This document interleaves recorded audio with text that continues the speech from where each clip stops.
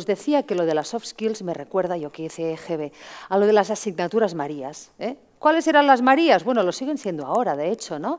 La música, el dibujo, la ética, la gimnasia. A mí, en mi vida, lo que más me ha servido en mi profesión son las asignaturas Marías. Durante el confinamiento han quitado las clases de música, las de deportes, bueno, por todo lo que... Y esto me ha recordado que vamos muy mal, porque no damos importancia a algo que sabemos que ahora más que nunca en nuestras empresas es muy importante. A mí me parece una paradoja y se lo voy a preguntar a Pere Rosales, que es nuestro próximo invitado. Pere, ¿ya estás aquí? Ya estoy aquí. Voy a pedir que subas. Pere Rosales nos propondrá 5 hábitos para liderar este cambio. Pere, voy a contar quién eres, por si alguien no te conoce. Lo de las asignaturas Marías, ¿tú te parece que puede tener relación con lo de las soft skills? Puede ser, todo lo que sea hablando es importante. Todo lo que sea hablando es importante. Oye, esto, lo de las partes blandas, ahora no sé en qué estaba pensando. Es una reflexión, bueno, pero bueno, aplica muchas cosas. Os voy a presentar a Pere. Pere es fundador y CEO de... Ahora me da la risa. ¿Ahora cómo lo hago? Bueno, mejor reírse que llorar. La risa tonta. Bueno, es CEO de Inusual. Es una empresa global de servicios de innovación que ayuda a personas y organizaciones a alcanzar ese máximo potencial. Bueno, yo creo que de hecho Pere ha experimentado continuos reskillings en su trayectoria profesional, ya que su formación inicial, parte del diseño, ha sido incorporando a ese diseño conocimientos y experiencias en marketing, en comunicación, en estrategia empresarial. Tú dices, Pere, que las organizaciones ya no necesitan recursos humanos, eso me ha gustado mucho, sino humanos con recursos. ¿Los tenemos, esos humanos con recursos? Están llenas. ¿Y dónde y por qué no los encontramos? Porque actuamos como si fueran piezas. Ahora hablaremos un poco de eso. Pues bueno, te dejo, porque tienes trabajito. Gracias. Venga. Bueno, es un placer. Gracias de nuevo, gracias a la Fundación Factor Humano. Yo soy un fan total de esta fundación, con lo cual el poder estar aquí compartiendo con vosotros, la verdad es que... ¿Dónde está mi cámara? ¿Dónde tengo que mirar? Porque me gusta mirar a la gente.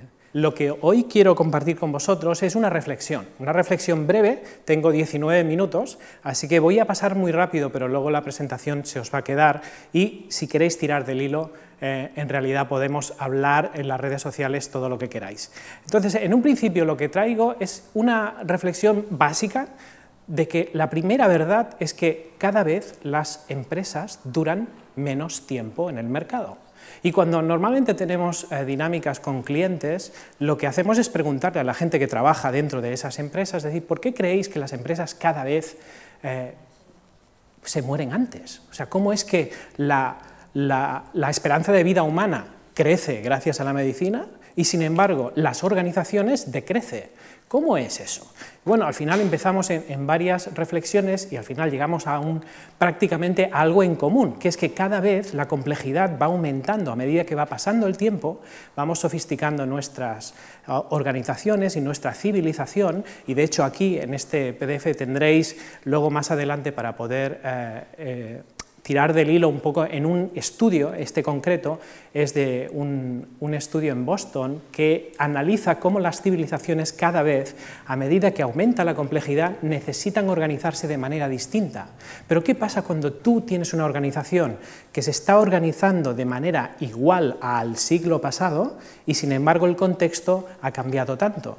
Y entonces empiezan las disfunciones, por ejemplo esta que comentábamos ahora de los recursos humanos. Ahora hablaremos un poco. El caso es que hay una verdad como un templo, que es la ley darwinista, ¿no? Que es, al final, el que permanece es el que se adapta, con lo cual las organizaciones que saben de una manera o de otra adaptarse, de la forma que sea, y hacerlo antes que las demás, esas son las que perduran en el tiempo y la que se hace, digamos, más fuerte, ¿no? O sea, si no mueres, al final te haces más fuerte porque has vencido una nueva etapa. Y las empresas que ya llevan tiempo en el mercado, pues han tenido bastantes crisis y siguen estando aquí, con lo cual alguna cosa buena habrán hecho hasta ahora. Pero ahora lo que viene es aún más más, vamos a llamarle, interesante o más incierto, con lo cual nos plantea una serie de retos que son los que yo vengo a compartir con vosotros. Entonces, ¿qué impiden básicamente cambiar a las empresas? Y en esencia, cuando hacemos esta pregunta, nos sale casi como una imagen, ¿no? Las empresas son como los elefantes y el cambio es como un ratón, ¿no? De entrada, aunque sea un cambio pequeño, cualquier cosa que altera el orden, el statu quo, nos hace mucha impresión, mucho respeto y algunas veces mucho temor, porque estamos jugando para no perder. En el fondo estamos intentando evitar que vengan los problemas. Y esto es una de las primeras respuestas que tenemos. Pero si tiráramos un poquito más del hilo, también hay un estudio, que no vamos a entrar ahora, pero que hay 120 factores analizados uno por uno, y os recomiendo de verdad que leáis este estudio si tenéis ocasión, que se analizaron a través de un estudio con varias organizaciones durante toda una semana, analizando qué era aquello que impedía los enemigos, digamos, de la adaptabilidad, qué impedía a las empresas adaptarse de manera consciente. Y de esos 120 aparecieron estos que os traigo aquí. No vamos a entrar en ellos, los tenéis ahí y podéis, insisto, poder reflexionar por ellos. Pero seguro que todos ellos os suenan, seguro. Entonces, ¿cómo está cambiando el mercado del trabajo? Antes con los primeros ponentes, compañeros que han estado hablando con nosotros, han estado reflexionando sobre todos estos cambios del mercado laboral. Yo os traigo básicamente una constante, que es cómo está cambiando la tecnología, cómo la tecnología está haciendo que los trabajos rutinarios estén cada vez decreciendo más y los trabajos no rutinarios estén creciendo cada vez más. Antes Albert hablaba de eso, por ejemplo, ¿no? El caso es que si estableciéramos una matriz de 4, tendríamos abajo el trabajo manual, arriba el trabajo intelectual, lo que sería no manual, de conocimiento, tendríamos a la izquierda el trabajo rutinario, que es automatizable, que antes no se referían, y a la derecha tenemos aquello que no se puede automatizar. Abajo el fontanero de turno, por ejemplo, y arriba el consultor, el abogado, el coach, lo que sea, o cualquier tipo de profesional, un agente de ventas, un asesor, cualquier tipo de persona que puede teletrabajar desde casa probablemente y que tiene un trabajo un poquito más cualificado. Entonces ahí, en estos 4, hay uno claramente, ahí pasa la ambulancia, hay uno concretamente que el factor humano, y además coincide con el nombre de la fundación, el factor humano es clave, es, primera pregunta de reflexión, ¿qué hacen nuestros equipos y qué hacemos nosotros que no puede hacer una máquina? Porque eso es precisamente aquello que aporta valor, y ese es el factor humano. Pregúntate siempre, cada día en el trabajo, ¿esto lo podría hacer una máquina? Porque si es así, tienes que cambiar de ocupación. Y si es así, tienes que cambiar de actitud.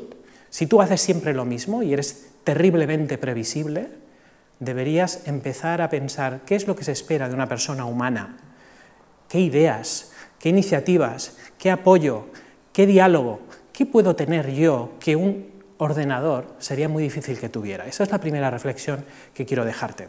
Si avanzamos un poco, fijaros que ponemos una gráfica de lo que llamamos la singularidad. Si llevamos esto al extremo, resulta que la tecnología está creciendo tanto de manera tan exponencial, que llega un momento donde, si la progresión sigue así, llegamos a la singularidad. Para los que no lo sepáis, la singularidad es ese fenómeno que se produce cuando los ordenadores son suficientemente inteligentes como para ser más inteligentes que toda la civilización humana, en términos de computación.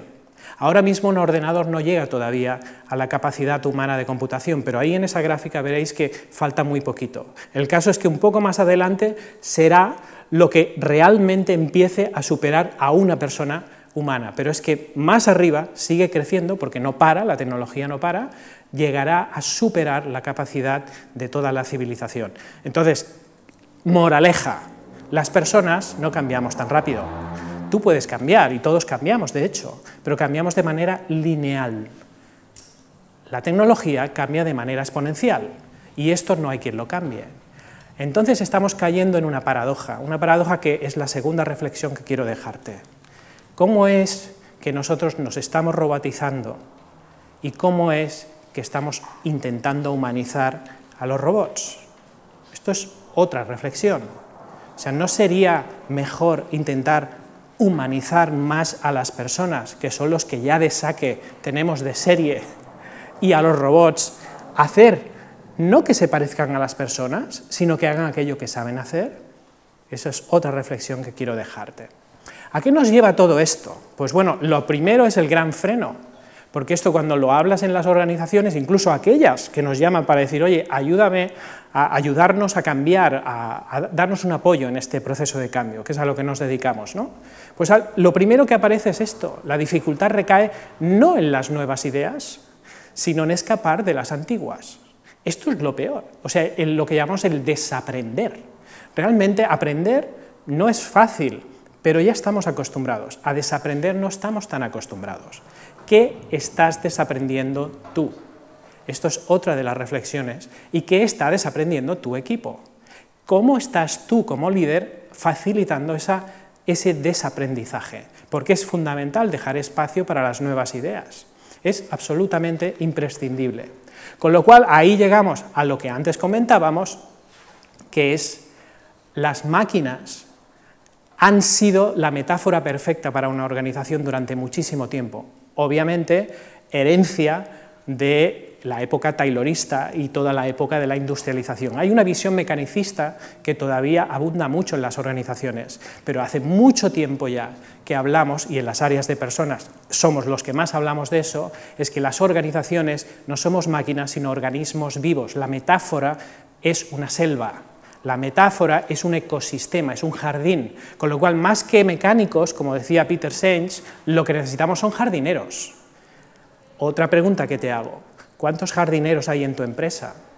¿Cuánta gente que es consciente de que ese sistema que antes comentaba Esther, esa visión sistémica, realmente afecta cuando hay un conflicto en un equipo, cómo afecta a los otros equipos? Cuando hay una mala conducta o una buena conducta de un líder, ¿cómo afecta eso a su equipo y al resto? ¿Cómo afecta a la cultura, a esas reglas no escritas? Y eso no son piezas intercambiables, y los humanos tampoco, y eso lo sabemos. Con lo cual, ese cambio nos propone un cambio de paradigma total, que es este que te traigo aquí. Básicamente, tenemos que dejar atrás la estructura jerárquica propia del ejército, de la iglesia, de cualquier tipo de organización que ha funcionado en el siglo pasado, para pasar a una visión muchísimo más plana, inspirada no en el poder y en el control, sino en la confianza.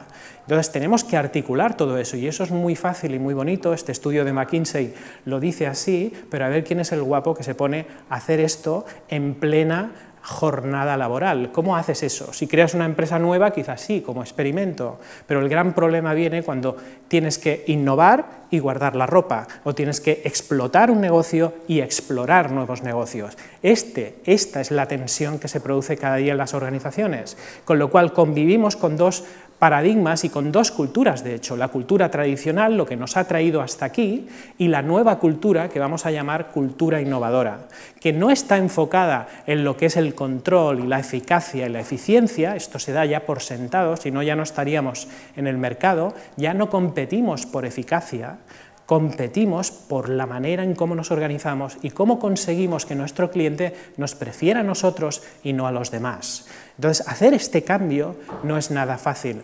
Entonces nosotros empezamos a reflexionar a base de estar con empresas que querían hacer este cambio y que obviamente, como no es fácil, pues piden ayuda externa. Nosotros, por ejemplo, y muchos otros compañeros que están en el mercado también, ¿no? Pero entonces empezamos a detectar 5 hábitos que son los que yo os traigo aquí. Básicamente 5 cosas en que si queremos realmente hacer algo innovador, o sea, algo nuevo, se supone que algo innovador es algo que es nuevo, y, lo más importante, que es mejor que lo que existe. O sea, la innovación no es hacer algo nuevo y ya está. Eso es innovar, pero no innovar. Si quieres innovar, tienes que hacer algo nuevo y mejor que lo existente. Tienes que resolver un problema existente. Entonces, ¿qué es lo que pasa cuando queremos hacer eso? Pues que ahí aparecen los 5 hábitos. El primer hábito de todos es el que llamamos aspira. Porque si queremos hacer algo, un nuevo futuro, tenemos que aspirar a él. Tenemos que ser capaces de describirlo, tenemos que articular cuál es la misión. pero no la misión corporativa que está colgada en la pared, sino la misión del equipo y cómo la gente conecta sus aspiraciones, el equipo conecta sus aspiraciones y la empresa se facilita que esas aspiraciones estén conectadas. Con lo cual es muy, muy importante que sepamos hacia dónde vamos y para qué vamos allá. Y hay que ponerse de acuerdo. Ese es el primer hábito y hay toda una serie de herramientas para poderlo articular. El segundo es precisamente esas herramientas. Es, bueno, y ahora que ya sabemos hacia dónde vamos en esto nuevo, recordar que esto es la ambidiestria, digamos, de explorar y explotar. Si explotamos un negocio, esto no sería para explotarlo, estos 5 hábitos es para explorar. Primero, decide qué es lo que quieres hacer, qué propósito nuevo, ese nuevo futuro te está guiando, y luego dótate de las herramientas y dota a tu equipo de las herramientas, metodologías y procesos que le van a permitir hacerlo. Pero hasta ahora todo eso es como muy poco humano. Ahora empieza lo interesante, que es, fíjate que en el primero le decimos aspirar, en el segundo es transpirar, sudar la camiseta, habilidades, el primero es misión y propósito, el tercero le llamamos conspirar, conspirar en positivo, conspirar contra el statu quo, conspirar contra aquello que nos retiene y que hace que no queramos arriesgar, conspirar con todo aquello que nos está lastrando. Entonces tenemos que abandonar las viejas ideas y tenemos que conspirar para un nuevo futuro. Y ahí entra toda la palabra clave en que conocemos muy bien las personas que trabajamos en el área de personas, que es la colaboración, que antes comentábamos también.